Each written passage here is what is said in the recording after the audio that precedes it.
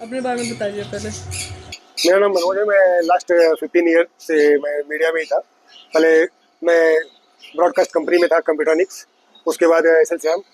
उसके बाद मैंने जॉब किया जी मीडिया कॉर्पोरेशन में।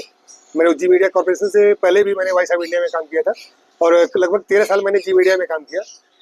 लास्ट में कुछ मैं पशु पंछियों की सेवा करता हूँ, जिसके चक्कर में मुझे वहाँ से निकाल दिया गया। तो मैंने अपना पशु पंछियों का काम जारी रखा, जो कि हमारे पुराने बॉस थे, उन्होंने इसमें काफ़ी मेरा हेल्प किया। आप कब से काम कर रहे हैं बर्ड्स के साथ? बर्ड्स और एनिमल्स के लिए तो मैं लास्ट 5 to 6 ईयर से, जब से मैं नोएडा में आया हूँ। मैं तो लास्ट 7 ईयर से नोएडा में हूँ, लेकिन लगभग 5 to 6 ईयर से मैं बर्ड्स और एनिमल्स का सेवा के लिए काम करता हूँ।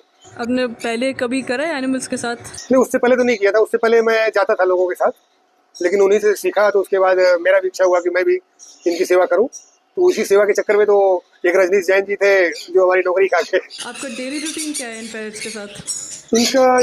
इनका और मेरा ऐसा है कि डेली रूटीन का ऐसा है कि सुबह अपन 5 बजे उठते हैं।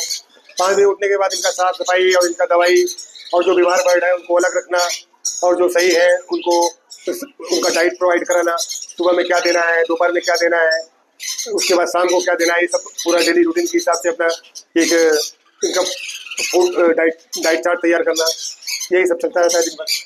तो आपके पास कौन कौन से बर्ड्स हैं यहाँ मेरे पे? पास प्रेजेंट में एक चौटी की है। बाकी जो इंडियन बर्ड अगर गलती से आते भी है तो उनका इलाज कराते हैं, अपन इलाज करा के उनको रिलीज करा देते हैं। तो आप वो इंडियन वाले रखते क्यों नहीं हैं? इंडियन एक्चुअल में इंडियन बर्ड पालना इलीगल है। इंडियन बर्ड भारत में कोई भी इंडियन स्पेशली आप पाल नहीं सकते हो। और मेरे पास जो भी है, ज्यादातर मेरे पास रेस्क्यू किए हुए आए हुए हैं।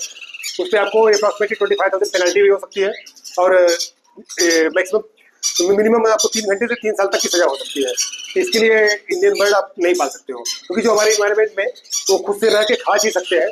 उनको पालना, बेचना और खरीदना तीनों जो है इलीगल है। अगर आप रख भी रहे हो तो आप उतने दिन तक उनको रख सकते हो जितने दिन तक वो बीमार है या कुछ भी है, तब तक तो रख सकते हो। उनका इलाज करो, इलाज कराने के बाद आप अपने इन्वायरमेंट में उनको रिलीज कर दो। ये भी जो हमारे बर्ड है, ये सारे के सारे मतलब कुछ इसमें बहुत सारे बर्ड हैं जो साइटिस वन में आते हैं, जो इंटरनेशनल लॉ के अंतर्गत आते हैं। तो वो हमें बताना पड़ता है भारत सरकार को। भारत सरकार का एक पोर्टल है परिवेश। परिवेश में हम इन्फॉर्म करके उसका एक फॉरेस्ट का फीस, लड़ मत भाई, तुम लोग लड़ते रहोगे। तो उसके बाद हम लोग सर बताते हैं, इन्फॉर्म करते हैं। उसके बाद 1,000 की DDMA जो है भारत सरकार को फॉरेस्ट डिपार्टमेंट को देनी पड़ती है। उसके बाद इसको अपने घर में तब रख सकते हैं। तब तो वो भी, इसको भी जो साइटिस वन में, जैसे ये कॉकटेल है, कॉकटेल साइटिस वन में नहीं आते हैं। और जैसे ये ग्रीन ची के चिपका हुआ है उड़ा, अभी ये साइटिस वन में है। देखो, ये किधर से आके, इधर से कहीं कहीं ना कहीं से आके दिन भर ये मुझे परेशान करते रहते, लेकिन मैं बोलता हूँ चलो ठीक है, कम से कम इसी बहाने मेरा भी टाइम पास होता है, क्योंकि मैं अकेले ही रहता हूँ, तो कोई दिक्कत होती नहीं। तो ये सारे रजिस्टर्ड बर्ड्स है लेकिन? हाँ जी, जो साइटिस वन में है वो आपको रजिस्टर करके ही रखना है। यानी जो भी अगर आपका वीडियो देखे, उनको ये आप बताओ कि जो साइटिस वन में आते, पहले तो ये क्लियर कर दो कि साइटिस वन में बर्ड कौन कौन से हैं। अगर साइटिस वन के अंतर्गत आते हैं तो आपको उसको रजिस्टर करना ही करना है। तो जैसे अगर कोई ले आपसे एक पेट, जैसे मैंने एक कॉकटेल लिया हुआ है आपसे, तो मुझे भी कहीं रजिस्टर कराना है नहीं, उसे? कॉकटेल को तो रजिस्टर कराने की जरूरत नहीं है।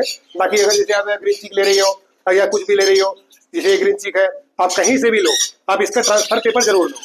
क्या आपके पास कोई एडवाइस है अगर किसी को आपके साथ काम करना हो इसमें? अगर सेवा भाव से कोई आना चाहता है तो स्वागत है। अगर बिजनेस पर्पज से कोई आना चाहता है तो हाथ जोड़ के क्षमा मांगता हूँ उससे।